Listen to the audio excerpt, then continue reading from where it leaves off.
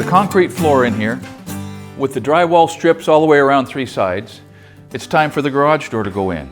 And I'm so thankful I don't have to do it. I tried it once, I'll never do it again. And so at the end of the day today, this house is going to be lockable. The garage door is going to be in place with a finish, coat, and color on it, and it's going to operate as smooth as silk. I can't wait. So even though our house is still on temporary power, construction power, these guys can install this door, including the opener. They can tune the opener and see exactly how it works. And then we will be able to plug the opener in if we want, or disconnect the opener and open the door manually. Either way is an option.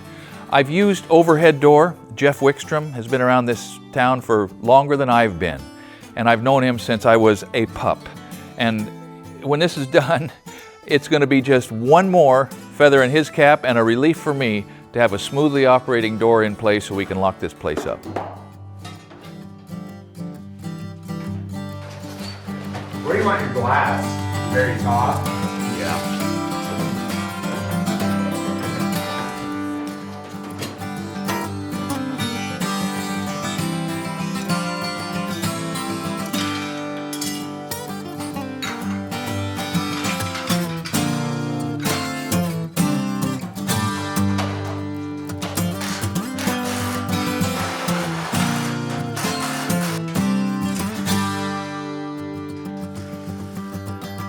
An overhead door is a really neat invention. It's just one of the really neat inventions that everybody takes for granted all the time, but this one has been around for a long time, since 1921 actually, immediately after the invention of the automobile, and thus the beginning of need for garages.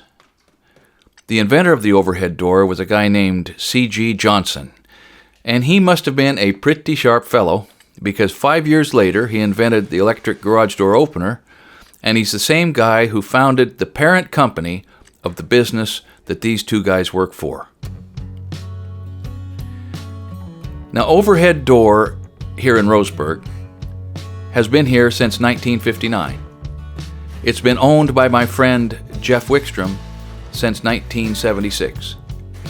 And it's pretty neat to be connected with somebody who's connected with the original, and as their marketing will say, and best, garage door on the market.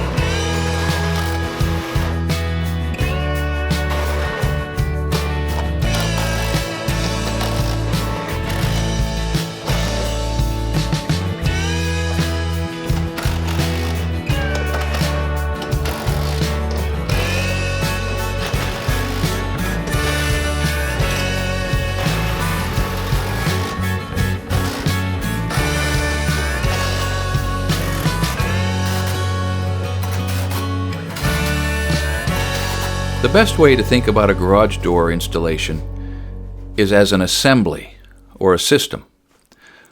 All of the parts are here, but they need to be assembled in the correct order. The whole thing is put up one piece at a time and fastened and screwed and bolted together as it goes. Now, I really don't have any special expertise or experience with garage doors. In fact, full disclosure, I've never installed one, even though I've fixed a couple. So I'm not going to say much about something I just don't know really anything about.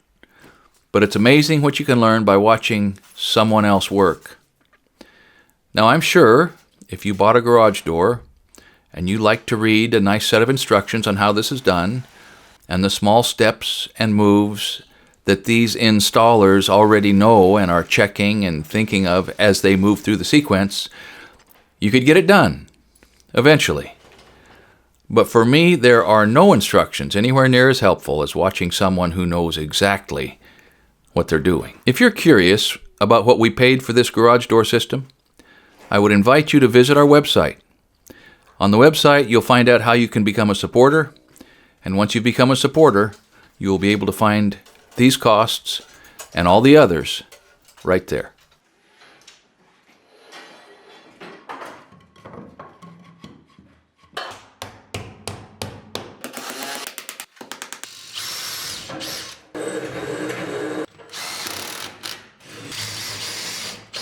An overhead door has almost nothing in common with any of the other doors in your house. First, because of the sheer number of moving parts, and second, because of the weight of this steel door which will be suspended in the air. That's a lot of kinetic energy. If this thing fell out of its tracks for any reason and landed on your car, well, that would be one thing. But man, if it landed on your bride or a child, well, that would be something completely different. And closely related to the weight of the door up in the air, and just as serious, an overhead door has these springs. They're a torsion kind of a spring, and they are put under great tension while the door is closed with these winding bars. What this means is that once the springs are set, they are helping to lift the door up and onto its tracks all the time. It's a simple machine, and it's really magic. Tightening these springs is really the most dangerous part of the job, and it is no joke. If these tension bars were to get away from our installer here while he was putting the tension onto the spring, they could do a lot of damage. So if you're going to try this, watch some videos or get some training from someone who really knows what they're doing before you try it. I'd be scared for my life if I was tightening one of those springs. Actually not bad, you just make sure you're back here, not... Yeah, not in front of it. Ooh, she's hot, there's no struts.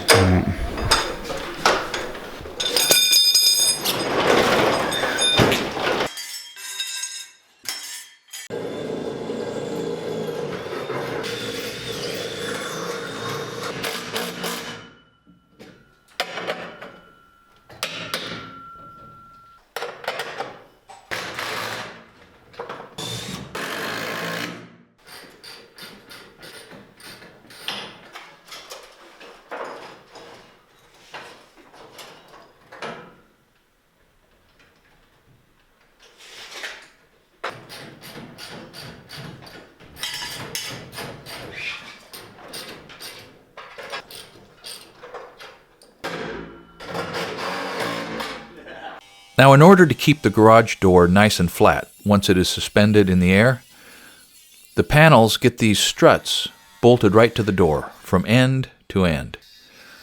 The size and exact location of these struts is engineered by the manufacturer and varies from door to door. A larger, heavier door will need more struts to stiffen the panels. The factory that assembles your door will send you, or should send you, everything you need for your particular door system, including the correct struts, the correct springs, all of the hardware, everything you need for your door system to work properly.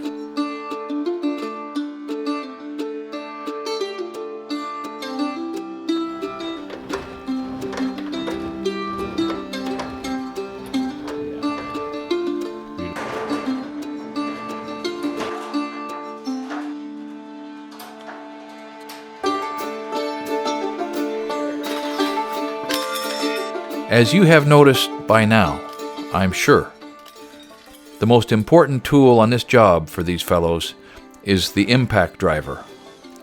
That rotary hammering action gives the operator a lot of control and saves an enormous amount of time.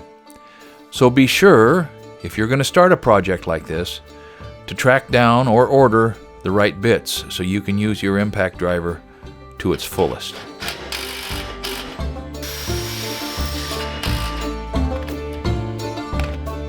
Now, just in case you haven't found it yet, we have a podcast. And I'm sure that we'll do an episode or two about garage doors, probably one with an expert like Jeff Wickstrom. So tune into that if you'd like more details about this trade. The podcast can be found on iTunes and all the regular locations and podcast outlets, and it can also be found on YouTube on our second channel, EC2. With the garage door installed, our house is now finally secure. We can lock the doors, we can lock the windows, and we are one big step closer to having this house finished and ready for a family to move in.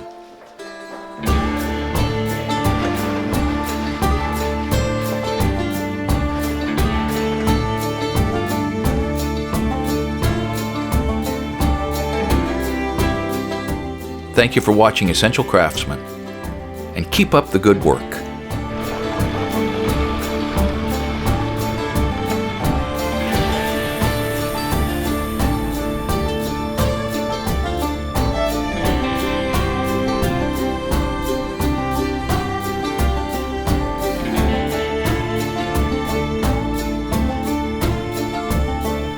How do I know that's pointing the right way? Because that little seam thing is lined up with my lines. We've gone over this.